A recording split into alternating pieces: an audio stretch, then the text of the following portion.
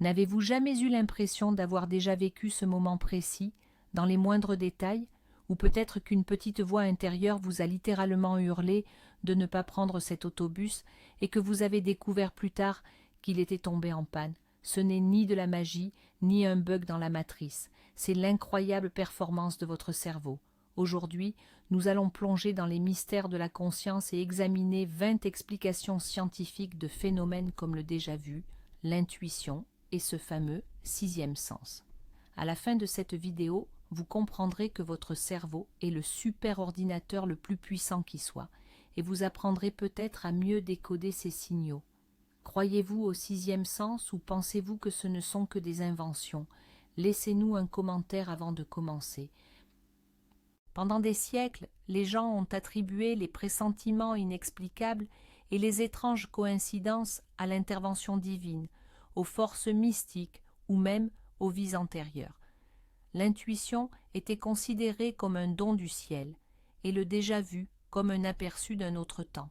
Ces phénomènes étaient entourés d'une aura de mystère. Cependant, avec le développement de la psychologie et des neurosciences, les scientifiques ont commencé à regarder sous le capot de notre conscience.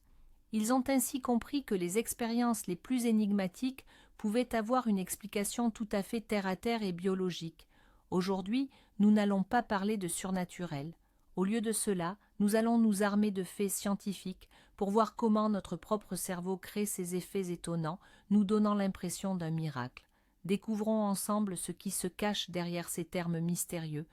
Commençons donc par le phénomène le plus célèbre, le déjà-vu. La première explication scientifique qu'on en a donnée s'appelle la théorie du double traitement, ou dual processing. Imaginez ceci, toute l'information que perçoivent vos yeux et vos oreilles est acheminée vers votre cerveau par deux coursiers distincts, utilisant des chemins différents. Normalement, ils arrivent au cerveau rigoureusement au même moment. Vous voyez une tasse et vous réalisez instantanément qu'il s'agit d'une tasse, mais il arrive que l'un des coursiers trébuche légèrement, se retrouvant en retard d'une fraction de seconde. Le premier coursier apporte l'image brute, tandis que le second, avec un micro-décalage, apporte la conscience et la compréhension de cette image. À cet instant, le cerveau reçoit le deuxième signal et se dit « Attendez une minute, j'ai déjà vu ça », alors qu'en fait, il l'a vu seulement une milliseconde plus tôt. Pour la vidéo, imaginez l'animation de deux impulsions lumineuses qui filent vers le centre du cerveau, où l'une des deux accuse un infime retard. Ce minuscule décalage dans le traitement de l'information génère cette sensation de répétition, à la fois puissante et totalement illusoire. Il ne s'agit donc pas de mysticisme, mais simplement d'un petit bug logistique au sein du système complexe de notre conscience. La deuxième explication du déjà-vu est souvent désignée sous le nom de théorie de l'hologramme. Réfléchissez au fonctionnement d'une image holographique. Le moindre de ces fragments porte en lui l'information de l'image entière. Notre cerveau fonctionnerait de manière analogue. Parfois, la présence d'un unique élément familier, même dans un contexte totalement nouveau, suffit à ce que le cerveau reconstruise toute la scène comme si elle était déjà connue. Imaginez, vous entrez pour la première fois dans un café, mais l'odeur du café, un motif sur le papier peint, ou l'air d'une chanson particulière vous rappellent inconsciemment un endroit que vous avez fréquenté dans votre enfance. Vous n'avez aucun souvenir conscient de cet endroit, mais votre cerveau, lui, capte ce fameux fragment d'hologramme et étiquette par erreur la nouvelle situation entière comme étant déjà vue. C'est un peu comme un puzzle. Une seule pièce s'illumine soudainement et donne l'impression que la totalité du tableau, même incomplet, nous est familière. C'est une puissante illusion, le résultat direct de la nature profondément associative de notre mémoire. La troisième explication du déjà-vu est liée à ce qu'on appelle l'attention partielle. Ce phénomène se produit lorsque vous percevez votre environnement sans y prêter toute votre attention. Votre cerveau enregistre tout au niveau subconscient, pendant que vous êtes absorbé par votre téléphone, par exemple, ou perdu dans vos pensées. Vous vous extirpez alors de vos réflexions, levez la tête et observez les alentours de manière consciente. L'information entre dans votre cerveau pour la deuxième fois, mais cette fois-ci, elle est parfaitement focalisée. C'est là que le conflit surgit. Le cerveau affirme « j'ai déjà vu ça, car l'information est effectivement passée, ne serait-ce qu'une seconde auparavant et du coin de l'œil. Cependant, votre conscience ne l'a pas enregistrée. Imaginez une caméra qui filmerait d'abord une image totalement floue avant de faire subitement la mise au point. Pour l'opérateur, il s'agit de la même séquence, mais pour le spectateur, cela ressemble à deux plans distincts. Voilà comment notre cerveau peut parfois se tromper lui-même, générant cette sensation de répétition à cause d'un simple basculement du foyer de l'attention. Passons maintenant à l'intuition. La quatrième explication, c'est la reconnaissance subconsciente de schémas. Notre cerveau est un détecteur de régularité incroyablement puissant. Tout au long de notre vie, il accumule une base de données gigantesque. Expériences, interactions, succès et échecs. Lorsque vous rencontrez quelqu'un de nouveau ou que vous êtes confronté à une situation inédite, votre subconscient scanne instantanément cette base de données à la recherche de correspondances. Vous pouvez avoir l'impression qu'une personne est antipathique sans aucune raison. En réalité, sa mimique, le ton de sa voix ou sa façon de se comporter a inconsciemment rappelé à votre cerveau quelqu'un qui vous a trahi ou trompé par le passé. Consciemment, vous ne faites pas cette connexion, mais votre subconscient a déjà tiré le signal d'alarme. L'intuition, ce n'est donc pas de la magie, mais le résultat d'un traitement éclair d'énormes volumes de données issus de votre expérience passée. Imaginez un détective qui examine des centaines d'indices, puis en pointe un seul du doigt en disant « c'est ça ». C'est exactement de cette façon que votre cerveau identifie le schéma déterminant. La cinquième explication est l'une des plus fascinantes et directement liée à notre corps. C'est ce qu'on appelle l'axe intestin-cerveau. L'expression populaire de « le sentir dans ses tripes » repose en fait sur une véritable base scientifique. Notre intestin abrite un réseau neuronal complexe que les scientifiques ont surnommé le deuxième cerveau. Ce deuxième cerveau échange en permanence des signaux avec le cerveau principal grâce aux nerfs vagues. Les réactions émotionnelles et l'intuition trouvent souvent leur origine précisément à cet endroit. Par exemple, l'anxiété peut provoquer de réelles sensations physiques dans l'abdomen. C'est ce qui se traduit par ce fameux froid dans le ventre ou les papillons. Lorsque vous prenez une décision basée sur votre intuition profonde, vous écoutez en réalité les signaux que votre intestin envoie à votre cerveau, signaux basés sur des réactions biochimiques et votre expérience passée. Visuellement, on peut imaginer cela comme une autoroute lumineuse reliant le cerveau et le système digestif par laquelle circulent sans cesse des impulsions d'information. La sixième explication de l'intuition réside dans ce qu'on appelle les heuristiques, ou plus simplement les raccourcis mentaux. Notre cerveau est extrêmement paresseux. Pour éviter de gaspiller de l'énergie dans une analyse approfondie de chaque situation, il utilise des modèles et des règles préexistants tirés de notre expérience passée. Voilà ce que sont les heuristiques. Par exemple, lorsque vous voyez un produit coûteux, vous supposez automatiquement qu'il est de bonne qualité. C'est l'heuristique bien connu. Prix équivaut à qualité. Une décision intuitive est, au fond, une heuristique extrêmement rapide. Le cerveau ne procède pas à une analyse complète. Il se contente d'appliquer le modèle le plus pertinent de son arsenal. Cela peut parfois conduire à des éclairs de génie, mais d'autres fois à des erreurs et à des biais. Quand votre intuition ne vous trompe pas, cela signifie que le cerveau a sélectionné le bon modèle pour la situation en cours.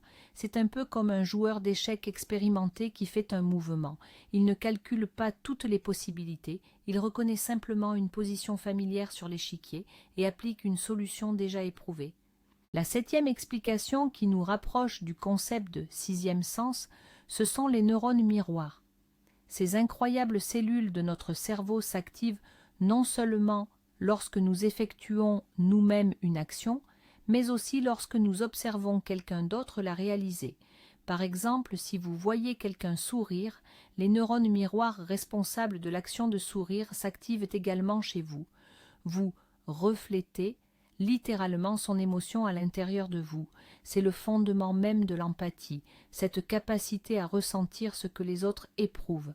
Lorsque vous dites que vous sentez l'ambiance d'une pièce ou que vous captez de mauvaises ondes, chez quelqu'un, ce sont vos neurones miroirs qui travaillent.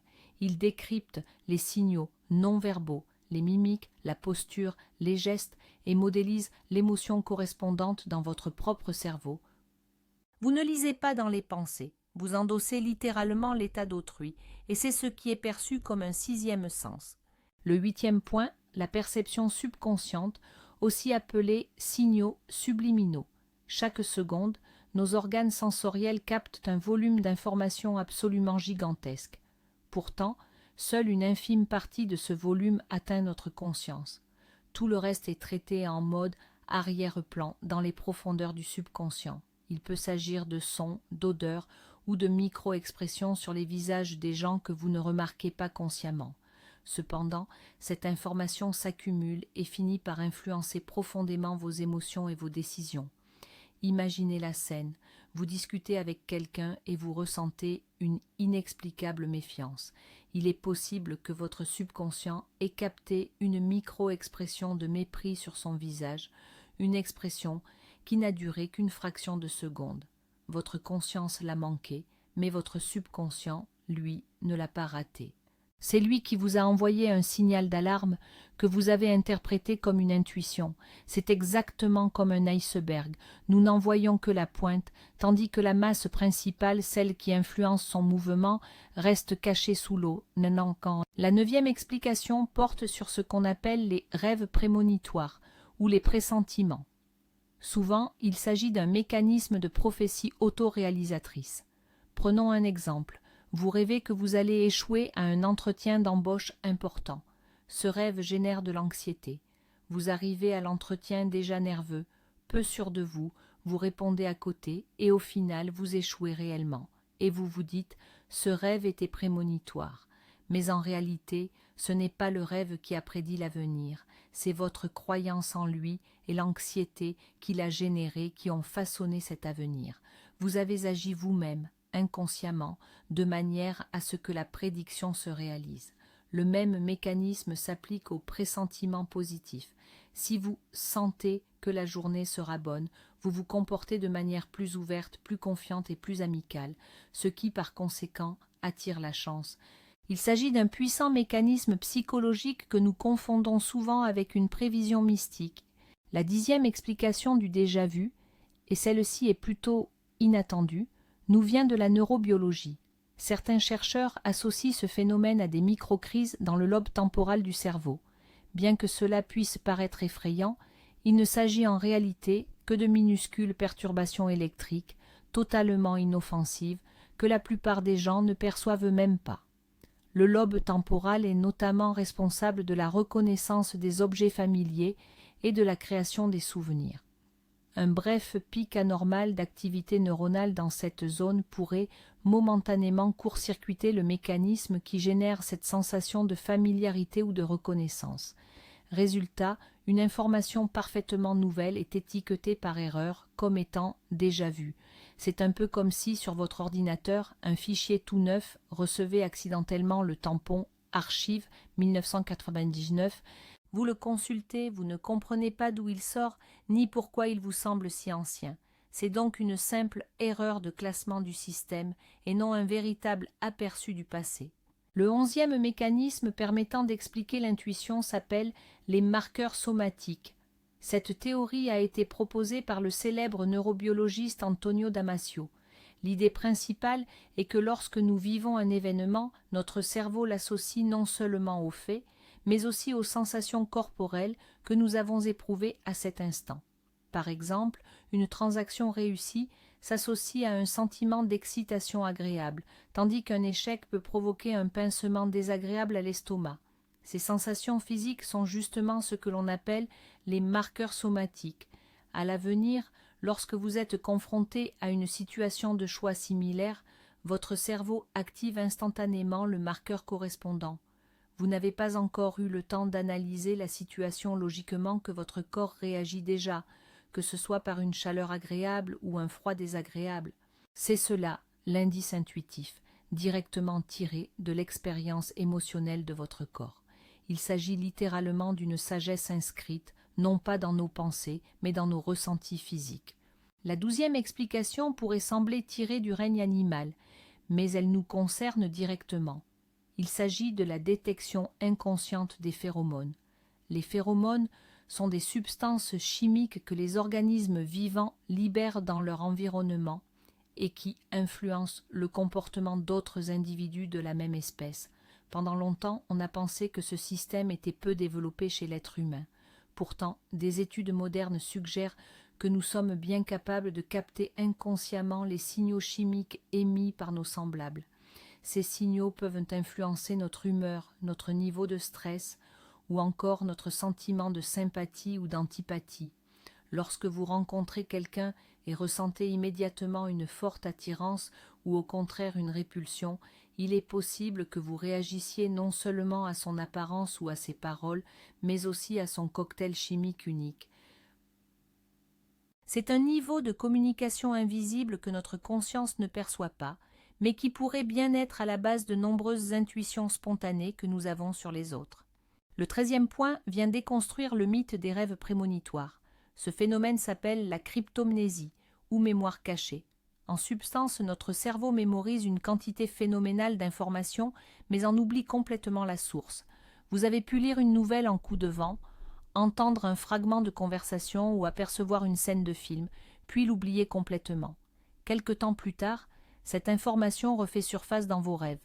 Ensuite, lorsqu'un événement similaire se produit dans la réalité, vous avez l'impression de l'avoir anticipé pendant votre sommeil. En fait, vous n'avez pas prédit l'avenir, vous avez simplement remémoré une information que vous aviez reçue et oubliée. Prenons un exemple. Vous entendez à la radio qu'une tempête approche, vous l'oubliez, puis la nuit, vous rêvez d'une violente bourrasque. Le lendemain, quand l'ouragan se déclare, vous êtes sidéré par votre don de prémonition, alors qu'il ne s'agissait en réalité que d'un simple travail de votre mémoire. On pourrait l'illustrer avec une image où des mots s'échappent d'un livre, pénètrent votre esprit et réapparaissent plus tard dans la bulle d'un rêve. La 14e explication concerne plus spécifiquement les professionnels. L'intuition de l'expert est le résultat de ce qu'on appelle le chunking, c'est-à-dire le regroupement d'informations en blocs. Le cerveau d'un expert, que ce soit un médecin, un pompier ou un investisseur, ne traite pas chaque détail de manière isolée. Au fil des années de pratique, il a appris à regrouper d'énormes quantités d'informations en blocs significatifs, ou chunks. Lorsqu'un médecin expérimenté examine un patient, il n'analyse pas chaque symptôme séparément. Il voit instantanément la situation dans son ensemble, un chunk familier qui est associé à un diagnostic précis. Cela se produit si rapidement qu'on a l'impression d'une révélation intuitive. Un pompier qui sent que le toit est sur le point de s'effondrer est en réalité en train de décoder inconsciemment des dizaines de signaux, la couleur de la fumée, le bruit de crépitement, la température. Son cerveau traite instantanément ce chunk de danger et émet l'ordre « fuyez ». Ce n'est pas de la magie, mais la forme la plus aboutie de la maîtrise. La 15e explication s'attaque à nouveau au phénomène de déjà-vu, en se penchant cette fois sur les erreurs de la mémoire. Il s'agit d'un dysfonctionnement au niveau de l'encodage des souvenirs. Normalement, lorsque nous percevons une information, celle-ci transite par la mémoire à court terme avant d'être transférée, si jugée pertinente, vers la mémoire à long terme. Selon la théorie du dysfonctionnement de l'encodage, il arrive que le système subisse un raté. La nouvelle information, tout juste perçue, est alors envoyée par erreur directement dans les archives de la mémoire à long terme. En conséquence, le moment présent, qui devrait être ressenti comme étant le maintenant, est interprété par le cerveau comme un souvenir lointain. On pourrait comparer cela au fait d'écrire une lettre et, au lieu de la déposer sur votre bureau pour l'envoyer, de la glisser accidentellement dans le tiroir contenant votre vieille correspondance. Lorsque vous retombez dessus une seconde plus tard, vous êtes étonné de la trouver là et de l'impression qu'elle vous donne d'être si ancienne.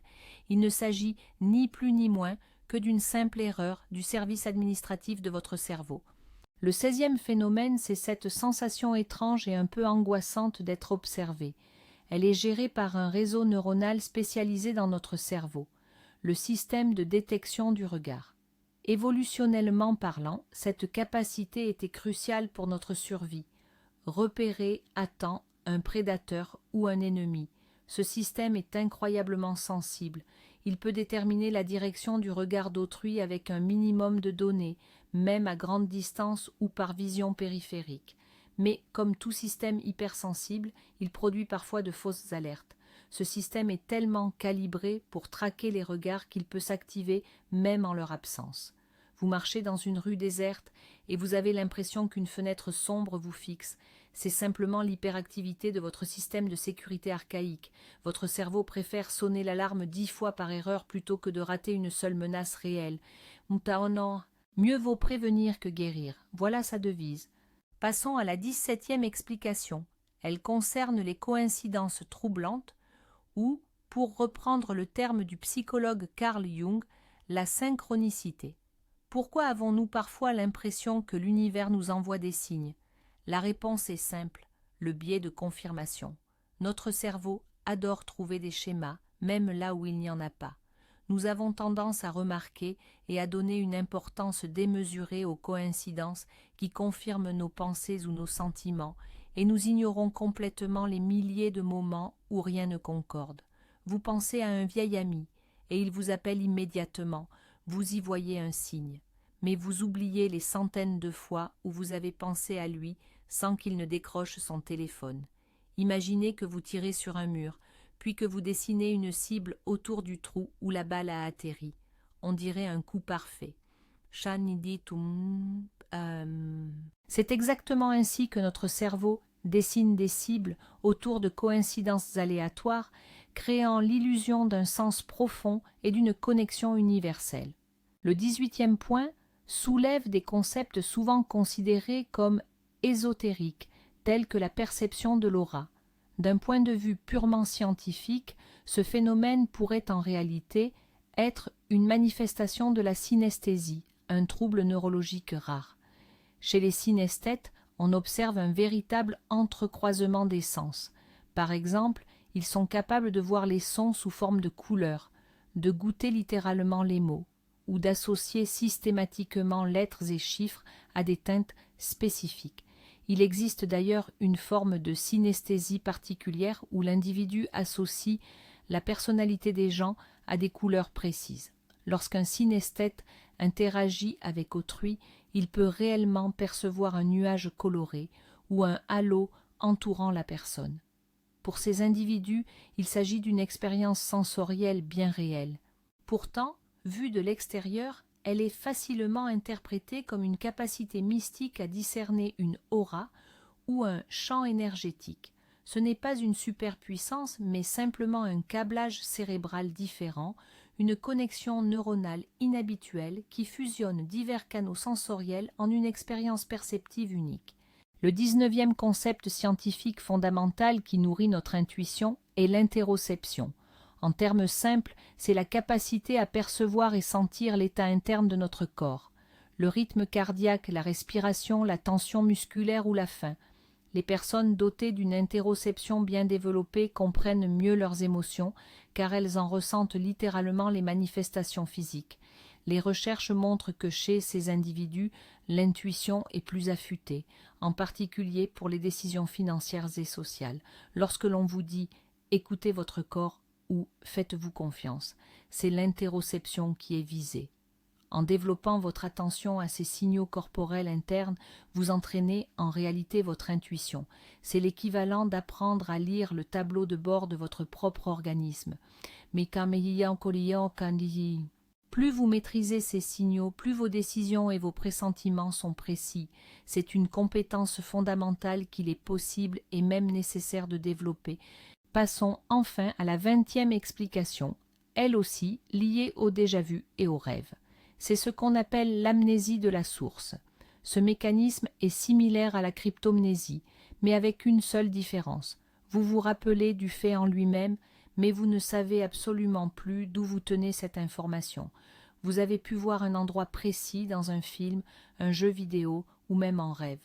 Le souvenir de ce lieu est resté ancré dans votre mémoire, mais le contexte, le fait que ce n'était qu'une fiction, s'est effacé. Des années plus tard, vous vous retrouvez dans un endroit similaire dans la vie réelle. Il vous semble étrangement familier, mais vous ne parvenez pas à déterminer pourquoi. une forte sensation de déjà-vu apparaît.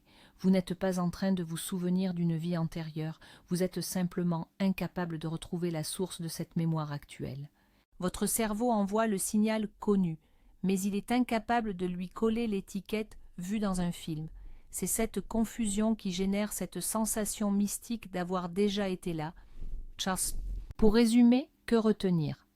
Le déjà-vu, l'intuition, le sixième sens, tous ces phénomènes mystérieux ne sont pas des messages venant d'autres mondes, mais le fruit du travail extrêmement complexe et parfois surprenant de notre cerveau. Des minuscules retards dans la transmission des signaux aux puissants calculs inconscients, de la connexion biochimique avec notre intestin aux simples erreurs dans le classement de nos souvenirs. Notre cerveau essaie constamment de donner un sens au monde, d'y trouver des schémas et de nous protéger, utilisant pour cela toutes les astuces à sa disposition. Alors, la prochaine fois que vous ressentez un déjà-vu ou que votre intuition vous montre le bon chemin, sachez-le, ce n'est pas de la magie, c'est votre supercalculateur personnel incroyablement sophistiqué qui effectue des milliards de calculs pour vous aider à survivre et à réussir. Merci d'avoir regardé cette vidéo jusqu'au bout. Si vous avez appris quelque chose de nouveau sur votre cerveau, n'oubliez pas de laisser un j'aime et de vous abonner à la chaîne pour ne rater aucune de nos nouvelles analyses scientifiques. Et quelle est, selon vous, l'explication la plus surprenante parmi ces 20? Ou peut-être avez-vous une histoire personnelle liée à l'intuition que l'on peut désormais expliquer scientifiquement? Partagez-la dans les commentaires, on a hâte de vous lire.